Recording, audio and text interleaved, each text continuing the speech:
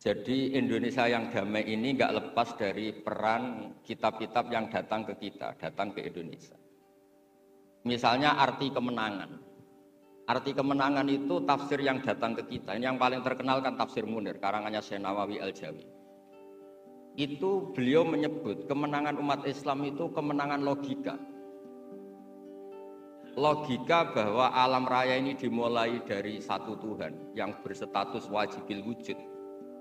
Tentu lebih masuk akal ketimbang logika yang lain. Misalnya logika nihilisme, bahwa alam ini dimulai dari ketiadaan.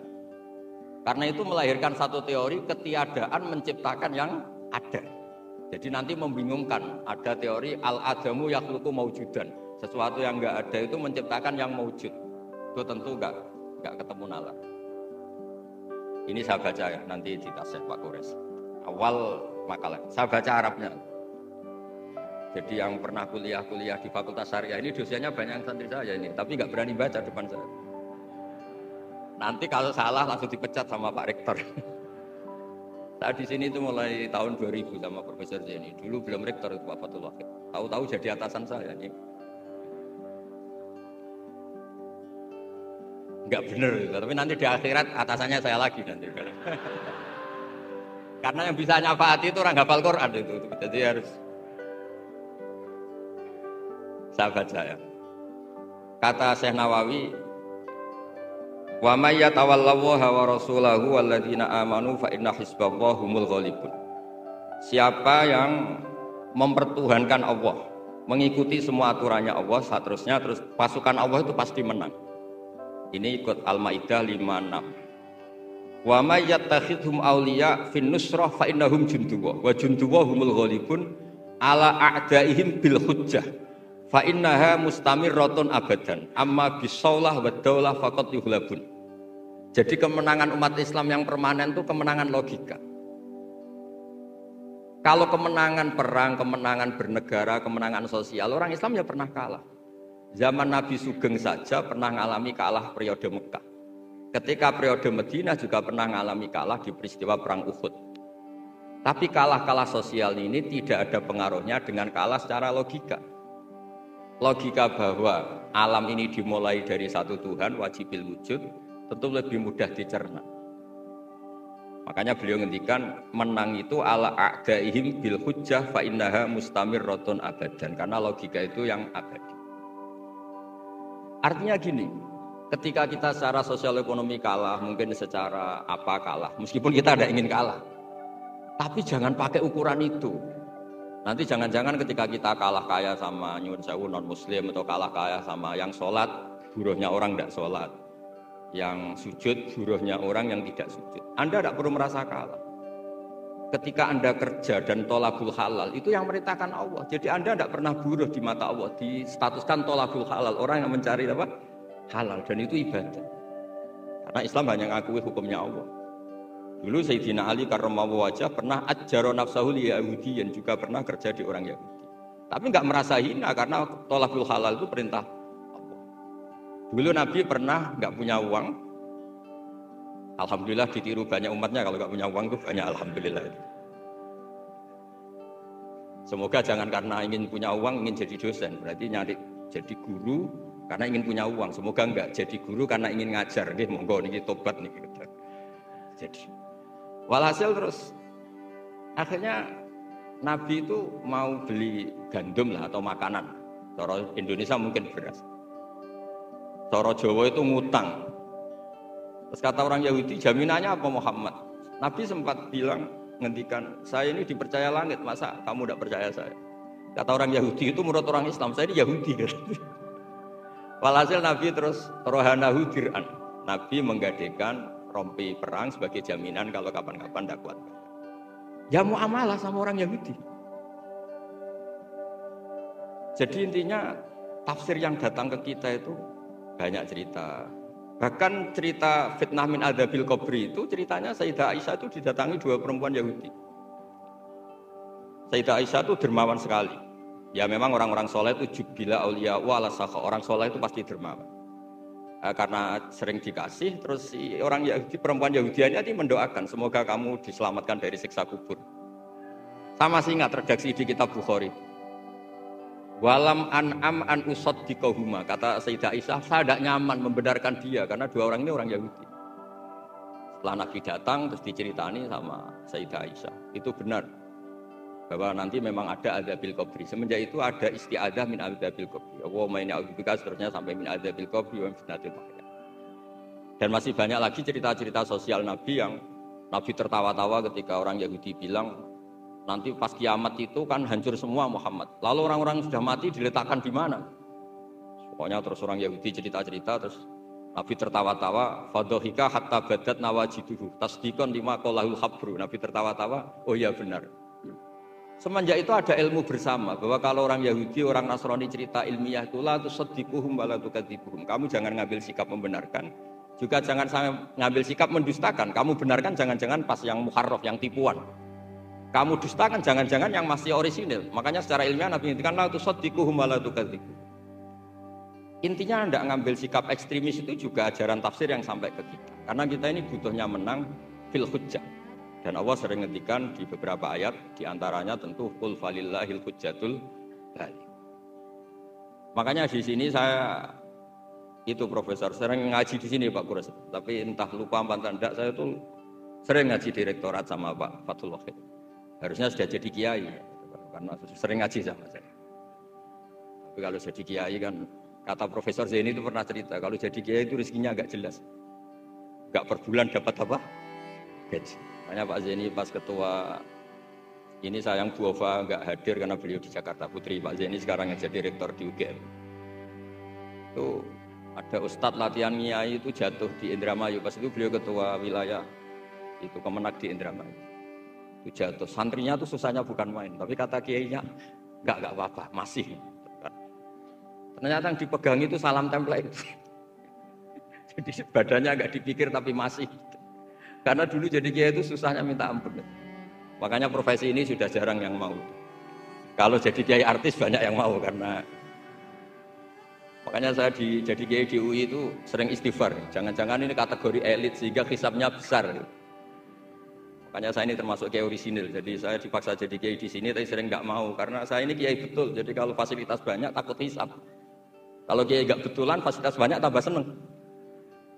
Nah ini bukan nyindir siapa-siapa, ini memang aturan ikhlas begitu. Mukhlisina lahuddin, enggak nyindir siapa-siapa, memang aturannya begitu.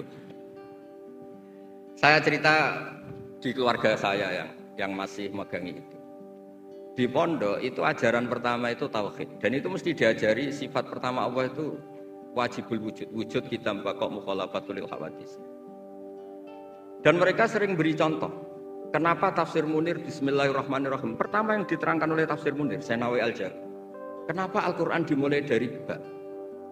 Dan ba dimulai ada titiknya satu. Itu Allah seakan-akan mau maklumatkan bahwa awalu hadil mawujudat adalah nuqtah wahidah. Pertama wujud, kamu gambar apa saja. Saya sering cerita ini tak ulang-ulang. Kamu gambar apa saja, entah gambar jelek, entah bagus. Tetap dimulai dari satu titik. Angka 1 juta sampai 1 miliar 1 triliun tetap dimulai dari angka 1. Sebab itu bak di situ kata Syekh Nawawi adalah bi kana makana wa bi yakunu mayakun. Dengan saya kata Allah yang ada menjadi ada, yang mau ada saya yang mengadakan. Unsur utamanya saya kata Allah. Nuqtatil wujud. Artinya gini, andaikan kita neladani tafsir-tafsir yang ada di Indonesia, kita ini pasti menguatkan akidah. Bukan menang kalah urusan sosial, urusan itu kedua ketiga lah, syukur-syukur menang.